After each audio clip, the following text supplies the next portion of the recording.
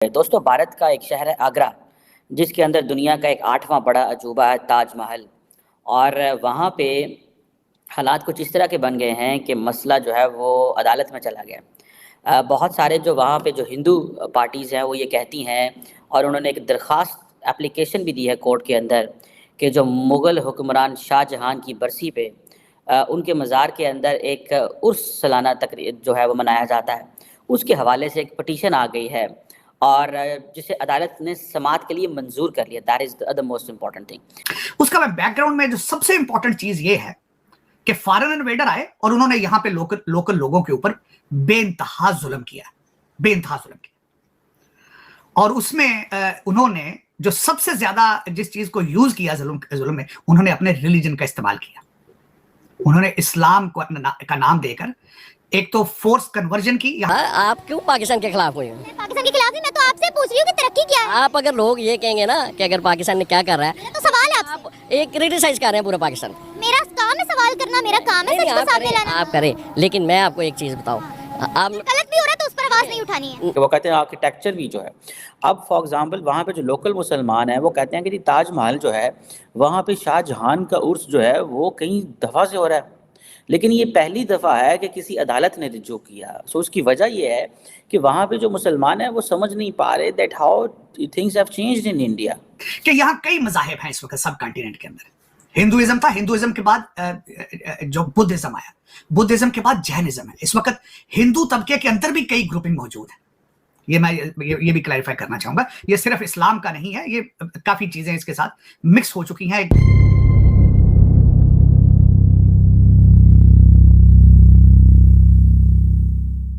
सो ये जो राम जन्मभूमि मूवमेंट है, इसकी जो बीजेपी की राइज है, इसने, मैंने जैसे पहले कहा कि आपकी सारी की सारी जो आइडेंटिटी पॉलिटिक्स को बदल दिया। इसने बेसिकली इसके अंदर ही there is a story of decline of Congress, and technically there is a story of decline of Muslim community as well. और लोगों को नहीं समझ आ रही that how things are being shaped. ये जो स्टोरी चली थी, जिसे वो कहते हैं ना 1949 से, जब 50 लोगों के एक ग्रुप ने जो है वो जो कि बाबरी मस्जिद के ताले तोड़े और अयोध्या के अंदर, और वहाँ पे राम का जो बुत रख दिया, ठीक है जी, और फिर देन वो चीज़ें चलती रही, वो उसके बाद बदली नहीं, ठीक है जी। सो ये चीज़ ध्यान में रखें कि उस वक्त भी कोर्ट्स कुछ नहीं कर सकी थी, और थिंग्स आर चेंजिंग। ये सारे का सारा सोशो पोलिटिकल लैंडस्केप चेंज हो रहा है। The problem is that those people who are living there, they are not understanding ये क्या हो रहा है। मैं I keep watching, tracking what's going on in India, and then definitely थोड़ी सी समझ आती है, because India is very diverse, बड़ा है। आपको वहाँ पे अगर बंदा जब होता नहीं है तो जैन बाहर बैठ के लोग उसको और अंदाज से देख रहे होते हैं। लेकिन ये जो अभी दरख्वास्त आई है, जो कि इस हवाले से आई है, ठीक है जी, ये जो आप देखिए, मुग़लों को तो बेसिकली वो सारी की सारी हिस्ट्री ख़त्म करना चाहते हैं। वो कहते हैं ये कौन लोग थे जिन्होंने 1000 साल हम पे रूल किया, हम इनको अलाउ ही नहीं करते। इन्होंने तो सारे जो मंदिर हैं उनको तोड़ के तो मस्जिदें बनाई हुई हैं, तो हम इनको कैसे अलाउ करें। और वो कहते हैं ये जी शाहजहां जो है, अब इसकी हम क्यों उर्स होने दें। अब ये एक दरख्वास्त जो है, वहाँ पे एक तंजीम है अखिल भारत हिंदू महासभा के नाम से, I think that's how that is pronounced. उन्होंने ये दरख्वास्त दायर की और उसमें कहा जी पाबंदी लगानी दी जाए। अदालत ने उसको एक्सेप्ट कर लिया, ठीक है जी। अब फॉर एग्जांपल अगर अदालत पाबंदी लगाती है, फिर ये हाई कोर्ट में जाएगा एंड ऑल दैट। अब दरख्वास्त में इस हवाले में ही उन्होंने कहा है कि जो ताजमहल का जो आता है कि उसमें मुफ्त दाखिले की भी मुखालफत की गई, मतलब पैसे दे के आओ। So they want to use it purely for the, वो कहते हैं कि इसका पैसे भी लिए जाएँ और इधर ये भी बंद किया जाए। और ये क्योंकि जो जो बिल्डिंग है, ये महकमा जो है भारत का है कि आसार कदीमा, ठीक है जी, उसके अंदर ये आता है। वो कहता है यहाँ पे मजहबी तकरीब नहीं होनी चाहिए। सो इट मीन्स कि अगर ये अगर ये एक मजहबी लीडर या एक मजहबी बादशाह या एक ख़ास तबके के बंदा है, तो उसकी तकरीब नहीं होनी चाहिए। वो कहते हैं क्योंकि ये शाहजहां मुसलमान है, दैट डजंट मीन कि मुसलमान यहाँ पे तकरीब करें। सो शायद वो ये कहना चाहते हैं कि make this Muslim leaders place secular, वो इसको सेकुलर बनाना चाहते हैं। You know that's what the application is saying, कि कोई भी जो महकमे आसार कदीमा के तहत काम आने वाली बिल्डिंग्स हैं उसमें मजहबी तकरीबात नहीं होनी चाहिए। सो इट मीन्स वो कहते हैं ये स्टेट है, अगर स्टेट, क्योंकि महकमा आसार कदीमा स्टेट की बिल्डिंग है, तो स्टेट को यहाँ पे किसी किस्म की मजहबी तकरीबात नहीं करने देनी चाहिए, बिकॉज ये एक मुसलमान बादशाह की वो हुक्मरान की ये जगह थी। लेकिन जो इन्वेडर थे ज्यादातर, वो सारे के सारे मुसलमान थे। फिर इसमें यहां ये बताना चाहूंगा कि उन्होंने इस्लाम का नाम इस्तेमाल किया, हालांकि वो खुद अच्छे मुसलमान नहीं थे। अब मैं वो उसके बारे में मैं थोड़ा सा, मैं मजहबी स्कॉलर तो नहीं हूं, लेकिन मैंने इस्लाम के बारे में पढ़ रखा है कि इस्लाम में किसी की इबादत गाह को जंग के हालात में तोड़ना, उसकी बेहुरमती करना इज नॉट अलाउड। एक ग्रीन दरख्त को काटना मना है, फसल खड़ी को काटना, जलाना मना है, औरतों को, बच्चों को, बुजुर्गों को हाथ लगाना मना है। और लेकिन ये सारे लोग ये करते हैं। ज्यादातर जो लोग जो थे ये अल्कोहलिक थे, कैरेक्टरलेस लोग थे। इनके जो शादियां 4, मैं तो उसके भी हक में नहीं हूं, सर्कमस्टेंशियल वजूहात की वजह से 4 शादियों को जायज किया गया था, लेकिन मैं इसको नापसंदीदा समझा जाता है। मेरे जैसे लोग इस चीज को पसंद नहीं करते।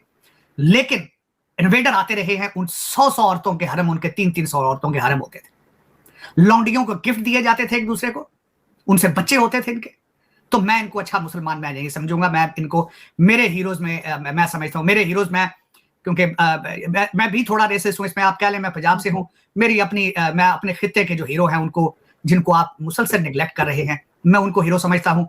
मेरे जो हीरो, मैं जिनके बारे में आज का रिसर्च कर रहा हूँ, दुल्ला भट्टी है, अहमद खान खरल है, सर गंगाराम है, महाराजा रंजीत सिंह है, और उसमें और दूसरे लोग हैं। मैं जिस तरह मैंने आपको, मेरे चनकिया हीरो है, क्योंकि मैं उस रीजन से हूँ जहां वो आए थे। मैं खुद आर्यन रेस से हूँ, क्योंकि मैंने अपने ऊपर भी काफी रिसर्च की है, मिक्स हो चुके हैं, लेकिन एक अल्टीमेटली वो आर्यन। अच्छा, उसमें आरजू एक तो ये था कि वो जब आके उन्होंने इस्लाम का नारा लगा के कन्वर्जन की, फिर जुल्म किए। बहुत थोड़े नंबर्स में आते थे, लूटते थे, कुछ वापस काबुल चले जाते थे, कुछ यहाँ रह जाते थे।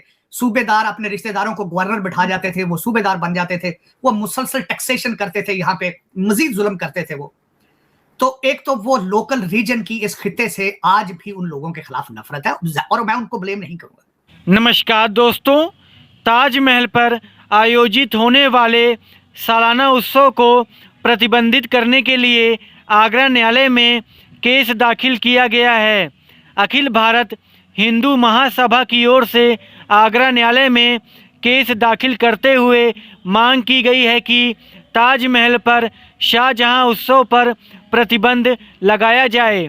उनको कोई अधिकार नहीं है कि उत्सव का आयोजन करें, और ना ही कोई ऐसा नियम है कि ताजमहल पर उत्सव का आयोजन किया जा सके।